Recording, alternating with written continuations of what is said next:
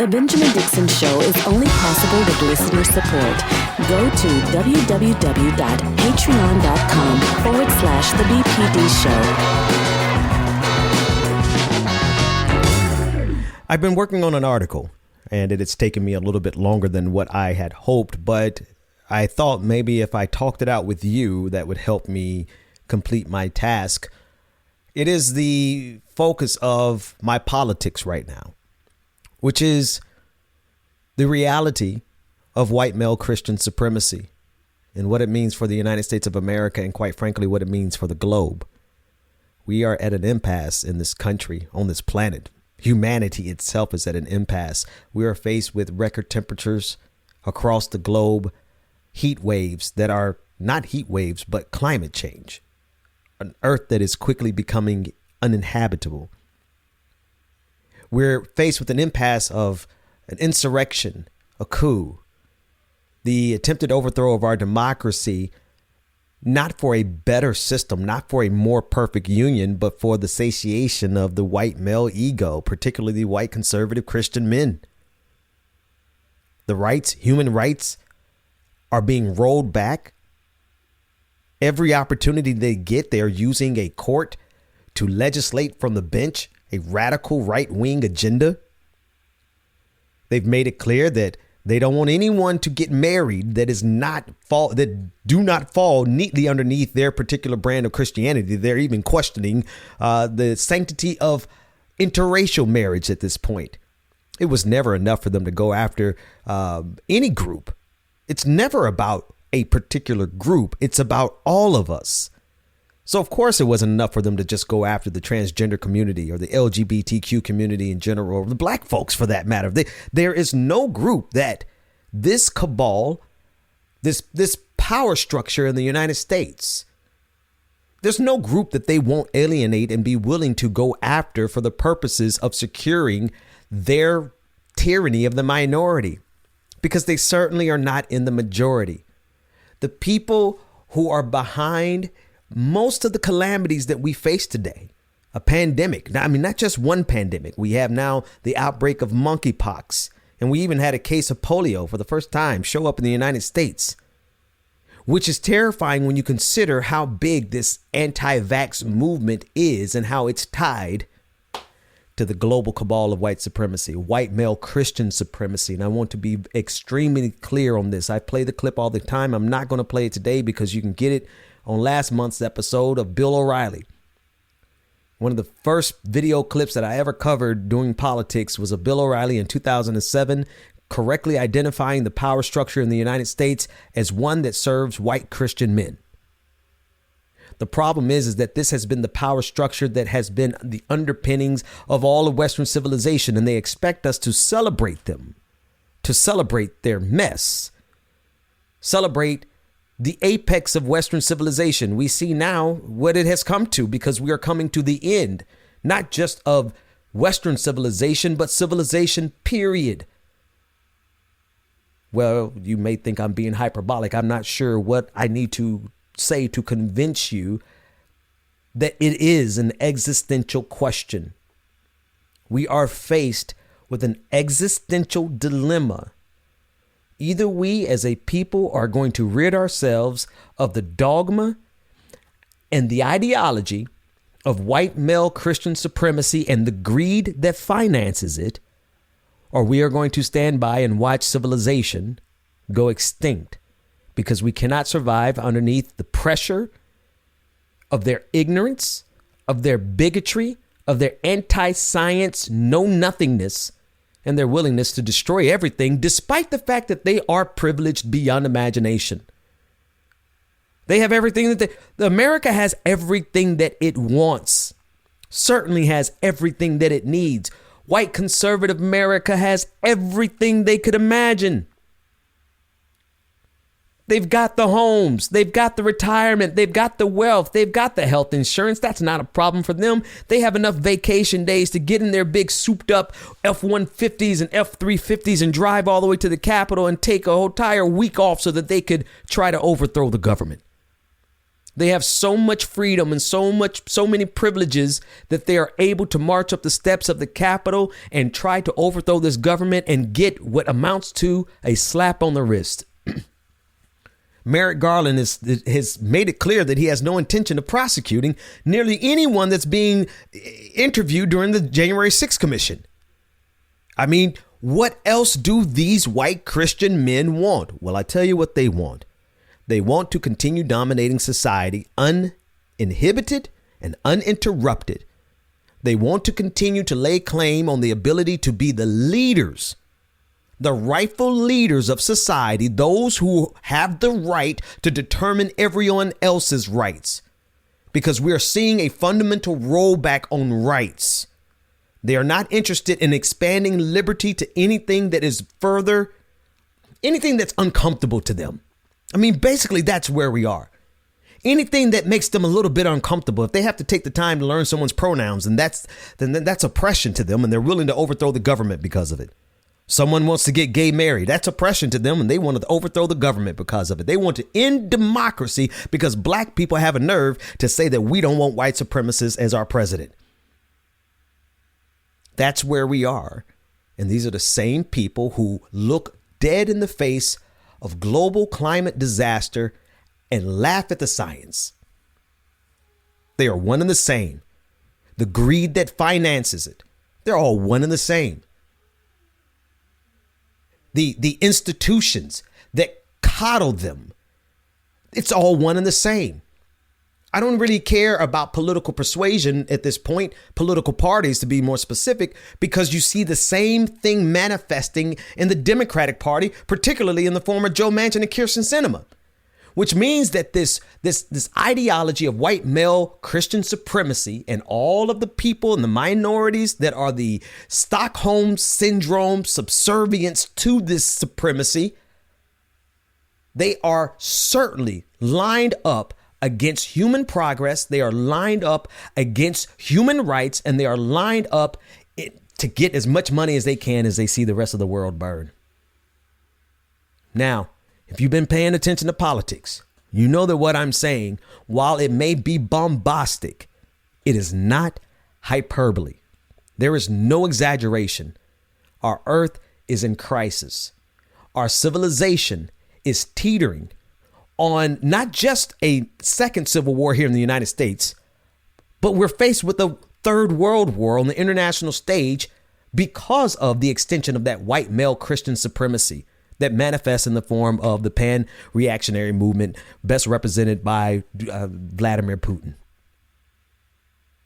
I mean, we are faced with some extenuating odds, circumstances, and situations that require us to be extremely sober about what we are going to do. And we cannot get anything accomplished until we rightly identify the problem. It is white male Christian supremacy and the greed that finances it, which both have been enshrined in this country since its founding.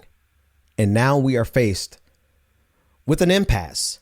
We are either going to rid ourselves of the ideology of white male Christian supremacy and the greed that finances it, or we can see the end of civilization as we know it. Go to www.patreon.com/The BPD Show and get twice the content and unfiltered interviews without any of the commercial interruptions.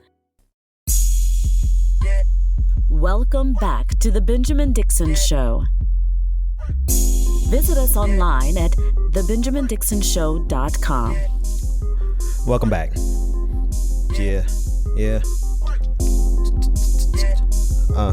Check. So I'm writing the article and I'm not able to finish it yet simply because of just, writer's block. But I know if I talk about it with you, that'll help solidify a few more things for me. But I think it's imperative. I think it's critical that we take ourselves outside of the frame that has been given us. There is a frame for debate, for political discourse. There's a general frame that is asserted over the United States of America almost to stifle conversations and to stop discourse immediately. And that frame is we should honor and respect Western civilization. Because look at all the stuff it's done for us. We have iPhones. The earth is boiling. The oceans are literally on fire. The prison population of the United States represents 25% of the global population, but we only have, 3%, 5% of the total population. So thanks, Western civilization. Thank you. Thank you for the churches and the art, but you're also responsible for the Crusades and colonization, genocide and slavery.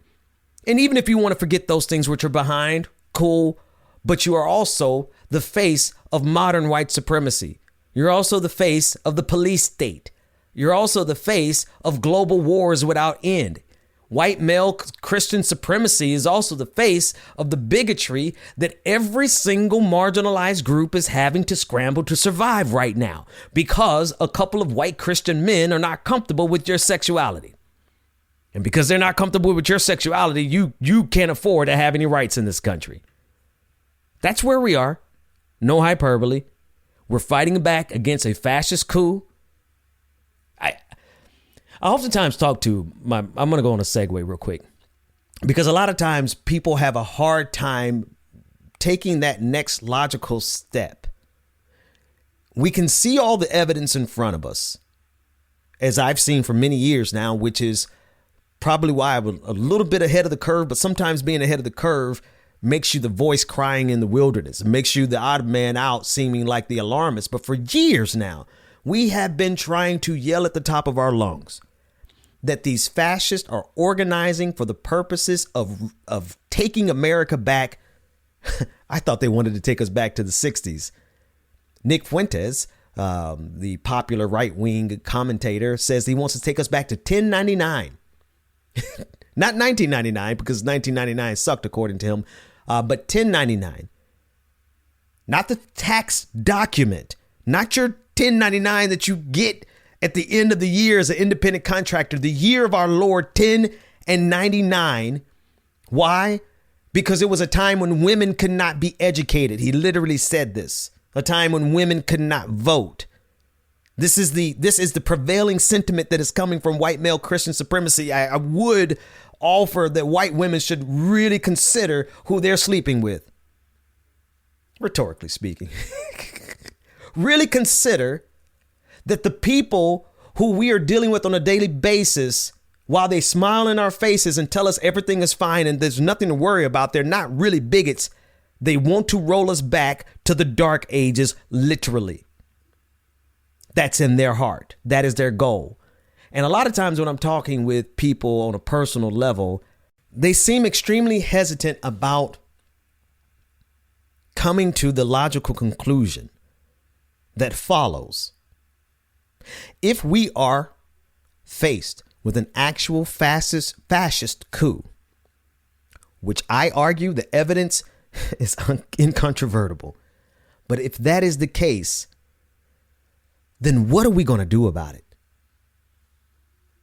Because if that is the case, it requires action from every single one of us. And so the question is begged, what action? What do we do?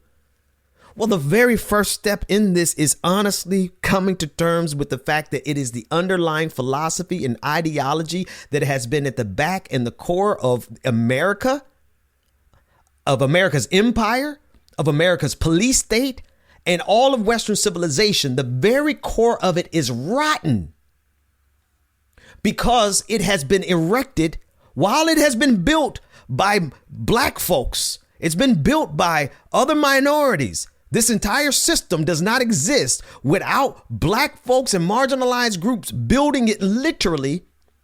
The system has been designed to serve one group and one group very specifically, white Christian men. And if we cannot bring ourselves to that conclusion, then we are certainly not ready for the next step, which is we have to remove that cabal completely out of power. The call to action is to make sure that in 2022 midterms and 2024, that these people are chased out of power and back into the dregs of society. They cannot be allowed. They cannot be allowed to obtain more power. Why? One, because they do not represent the majority. They are ruling by the tyranny of the minority. They are using voter suppression, every tactic imaginable. They are trying to overthrow elections at the Secretary of State level on each state by state. They're trying to decertify election results on the federal level. They're willing to change the Constitution. They have stacked the judiciary. They are very serious about everything that they're trying to do, but they still do not represent the majority. And if we allow their Machiavellian shenanigans, machinations to be more precise, because they are very methodical in their approach. They are not just out here haphazardly overthrowing democracy. They have a plan and they are executing it. And their plan does not require the majority. And so we are within our right to first and foremost say they do not deserve to be in power because they cannot get a majority. But none of that means anything if we stay at home.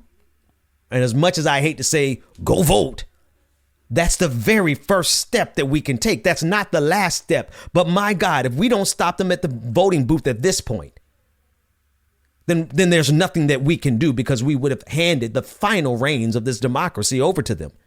All their pieces are in place. They are ready to move us into checkmate on behalf of theocratic fascism. And our last hope, which should have been our first, it should not be our last hope. But right now we are up against the wall. We're up against the ropes because the Democratic Party has been so negligent over the last 40 years, allowing this plan to be executed by Republicans, by conservatives, without any interruption. Uninhibited plan executed over the last 50 years because of the Democratic Party. One of the last things that we have at our disposal is the ability to go vote. Because we not only have to get rid of Republicans, we got to get rid of Democrats who are not going to stand up to these Republicans. Democrats like Joe Manchin and Kyrsten Sinema, who insist on protecting the filibuster, even if that means the demise of humanity. Of course, they don't see it that way, because all they see are their quarterly profit margins. All they see are their donations from their conservative backers. The next step is we got to get people into power who absolutely will not capitulate to white male Christian supremacy or the greed that finances them. We have to get rid of corporate Democrats as much as we have to get rid of Republicans. Because the greed that finances the white supremacy is the thing that corporate Democrats agree on. They won't publicly agree on the bigotry, but they certainly will agree on being able to get billions of dollars from corporations. And so they work hand in hand with Republicans to get that cash, and say nothing of the Republican bigotry. Those are the Democrats we have to get rid of. And we have to replace them with people who would 100% go to Washington, D.C. with a revolutionary green agenda. Because we are far gone past the time where we can afford people to teeter-totter back and forth on the science of climate change. We are at a breaking point in civilization. The infrastructure is falling apart. The supply chain is falling apart because we could not slow down American capitalism long enough to preserve enough lives. If you want to know why the supply chain is so messed up, one of the key reasons is because so many people have died of COVID-19, and the rest of us have wakened up to it and said, we're not going out here to die for your quarterly profit margins. So it is the greed that supports and finances white supremacist male Christianity that is as much of the problem as anything else that we're facing. And so when we get rid of the traitors, we absolutely must get rid of those people who will put greed above this planet. It is all inextricably linked. They cannot function without the other. White supremacy cannot function without the financing that the oligarchs happily provide, that the lobbyists happily spend money on, that the police state absolutely gets funded by every single time we get a budget, whether it be the domestic police state or the imperial police state on the global stage. We are running headlong into the end of civilization, and I'm quite sure the people at the fall of the Roman Empire did not realize that they were living in the fall of the Roman Empire. Every generation believes that everything will be fine. No generation believes that it will be the last generation, but I'm here to tell you that if we do not strangle the white male Christian supremacy that is dominating our politics, not because they are the majority, but because they are fascistic overlords willing to undermine and do away with democracy, so that they are more than happy to rule by the tyranny of the minority. If we do not root it out and get rid of it, well, then everything else is we're just talking smoke and smoke and mirrors. Like we're just running our mouths. It's kabuki theater. Because at the end of the day, if we have to continue to bow before the throne of Western civilization, and we don't have the ability as a collective community to correct the wrongs of Western civilization. Now, that is where this ideology is the most dangerous, because it not only refuses to correct the wrongs of its own ideology, it demands that we honor it and that we celebrate it, their barbarity, their savagery. The savagery of Christopher Columbus is demanded that we celebrate it. The madness that we see on the international stage, the climate disaster, we're literally told and gaslit and said that there's nothing wrong. The police violence, there's nothing wrong. The militias that are lined up, the 3%ers, the oath keepers, all of that, nothing is wrong. Everything is fine. You just got to trust Western civilization. Okay.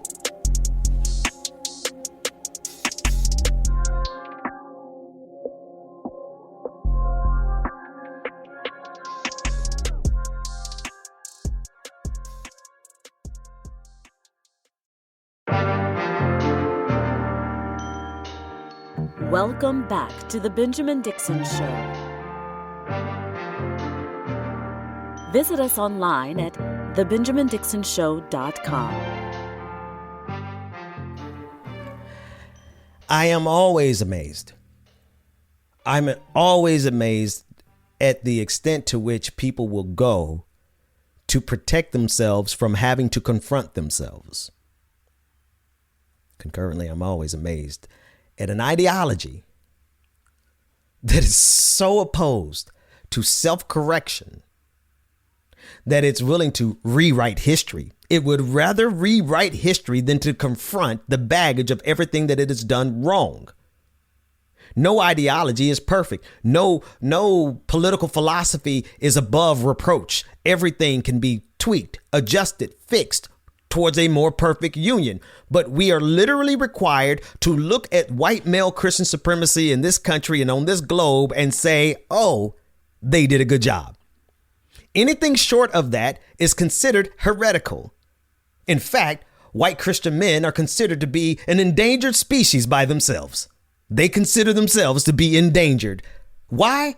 Not because they have anyone coming to check their genitalia, like they're forcing trans children to be exposed to. They're forcing trans children to have their genitalia checked.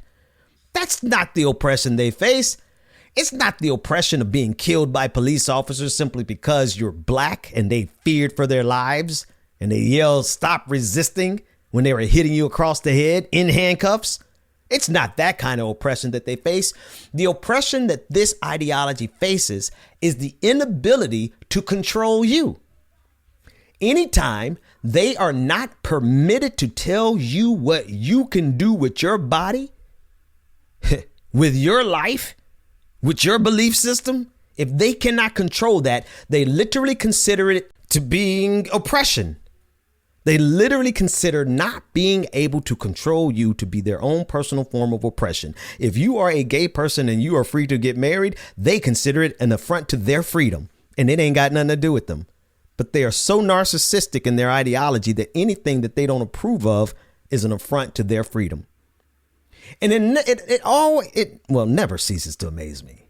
It never ceases to amaze me how far people will go to not have to look themselves in the mirror and realize that they were the problem all along. Because here we are in a relationship, in an abusive relationship with an ideology that has had control over civilization, vis-a-vis Western civilization. This is something that they are proud of. They will proudly assert that they are the paragons of humanity. And by virtue, they should be the leaders of all humanity because they are the descendants of Alexander the Great and Western civilization. Yet they are wholly incapable of seeing their responsibility to the crises that we have right now. Because if they admitted to the crises that we have right now, that would require that they go back and have some introspection about their wrongdoings throughout history that have led us inextricably to this point.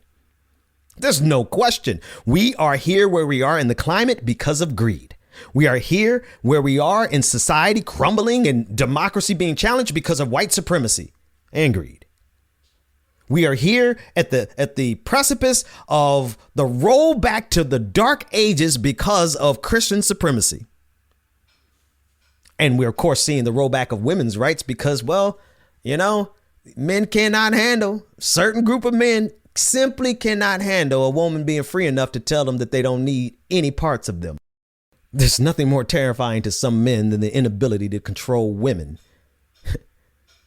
And if you have a liberated woman who does not need a man for his money, his career, or for his family, then you got a lot of men who absolutely don't have a shot in hell. But I digress.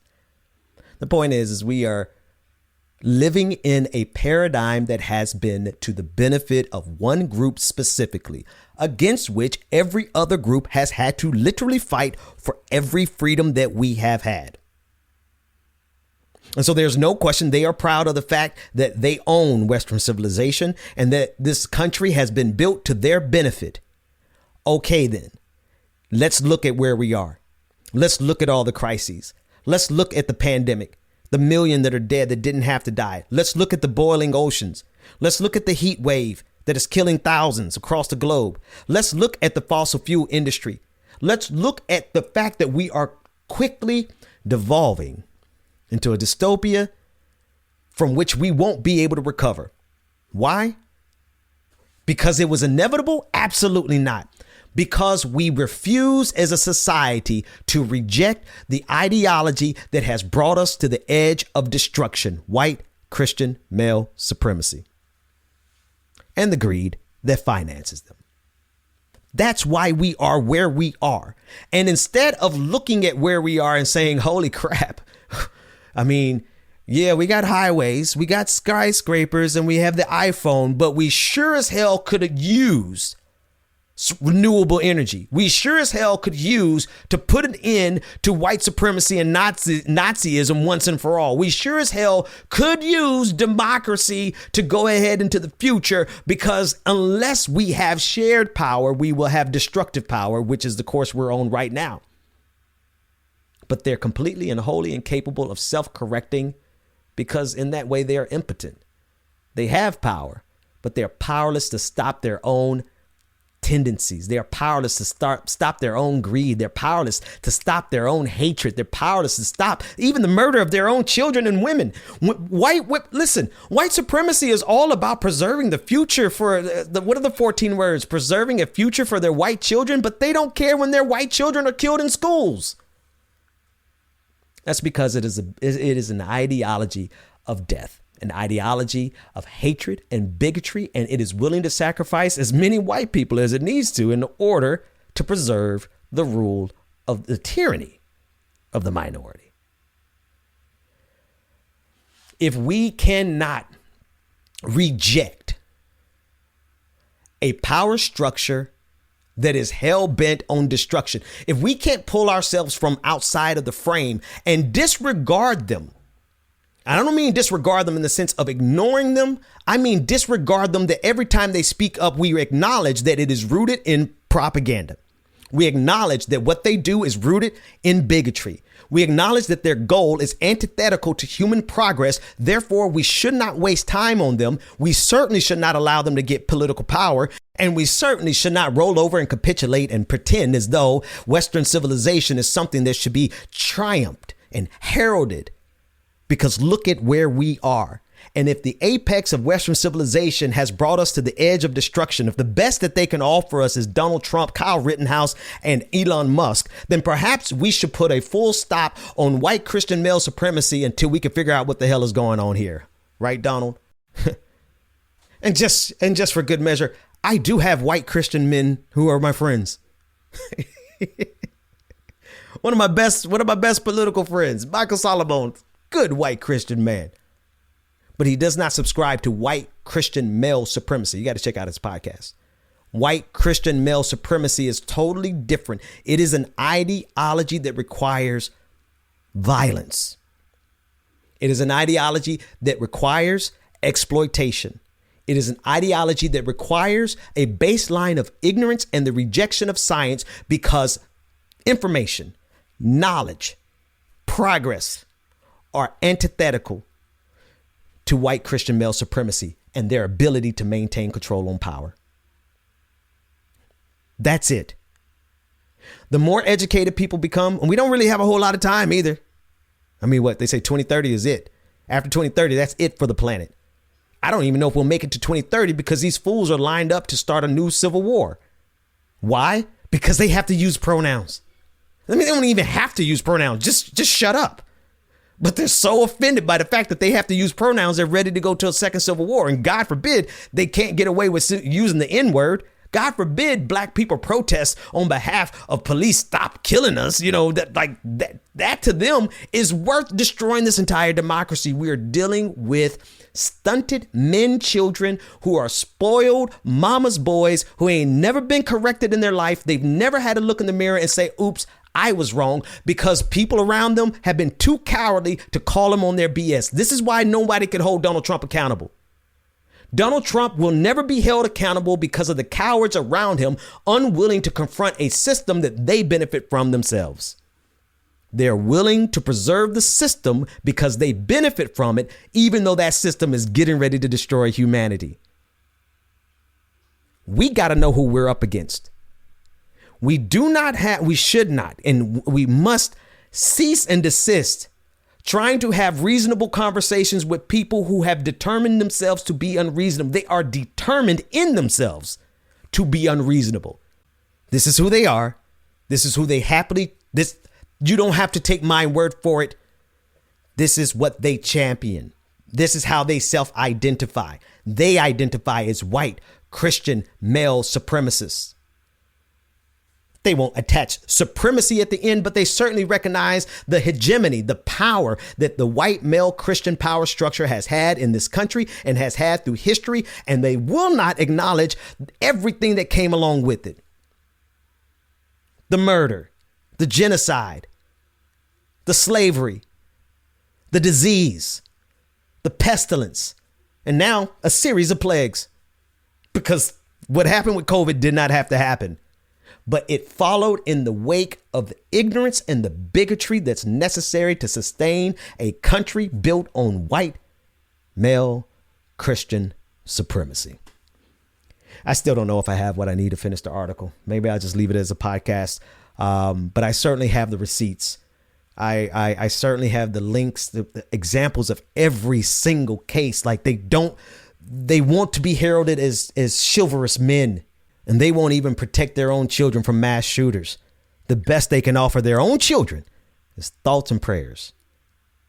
They want to be regarded as brave men, but they wouldn't even run in to stop a mass shooter from killing children. They had 400 to 1 odds. That's pretty cowardly. Yet they want us to lift them up as the paragons of manhood, as the paragons of civilization, and as the paragons of good faith. I'm going to close with this and get out of here. I'll see you guys later on this week. Hopefully I can get this article out by tomorrow. And if not, I'll get you a new podcast out next week. I simply want to say this.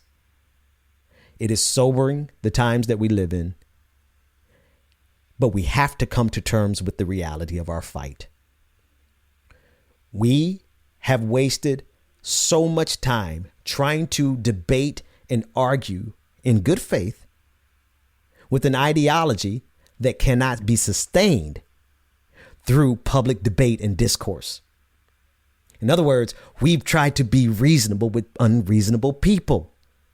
We've tried to debate them. We've tried to help them understand what's wrong with their economic philosophy. We tried to help them understand what was wrong with white supremacy, as if they could be educated out of their bigotry. Our bad. I mean, it was worth a try. But now we have come to the point in civilization where we know not only are they fully aware of what they've done and what they are doing, they intend to do worse.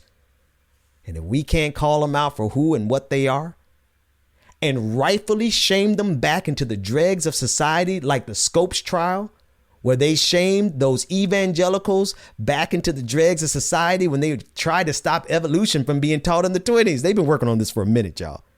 They were so embarrassed in that trial that for a good 40 years, they had to go back into hiding. We need that. We need these barbarians to come out of our temples and be sent back into hiding so that we can go about the business of fixing humanity. We can't ever get rid of them. The bigotry will always be here, but we certainly can outmaneuver them. We certainly outnumber them. And that's why they have to end democracy. And I believe we have one last shot. We got to make sure that despite everyone's misgivings about the correct misgivings about the Democratic Party, Joe Biden going to have to answer, but that's another conversation for another day. Because if we don't have a democratic system, we cannot fix the current problems that we have. And there is a party out of the two that is determined to overturn our political system. And we got to get rid of them first. It is a complicated web that we have to sort through in order to preserve not only democracy, but I'm telling you, the only reason I'm doing this right now, to be real, I used to do this for everybody else, but right now I'm doing it for my family because I have to make sure that there is something secure left for my children so that they can have a chance at a life like I had a chance at life. But the way we're going, if we don't stop the monsters that have taken control, if we don't stop the barbarians who are at their own gates, the traitors who are inside of our temples, the temples of this empire, which shall be addressed at another time. If we don't stop them, there will not be a democracy through which we could fix the problems that we hope to fix. There will not be a democracy through which we can get rid of corporate Democrats. There will not be a democracy through which we can get rid of Joe Manchin and Kyrsten Sinema. There will not be a democracy where we can get rid of neoliberalism. All we will have is a theocratic fascism that serves and continues to serve white, male, Christian supremacy. But be of good cheer. We're going to win. Why? Because in the sum total of the balance of the moral arc of the universe, white supremacy ain't so supreme at all. I'll see you next time. The Benjamin Dixon Show is only possible with listener support.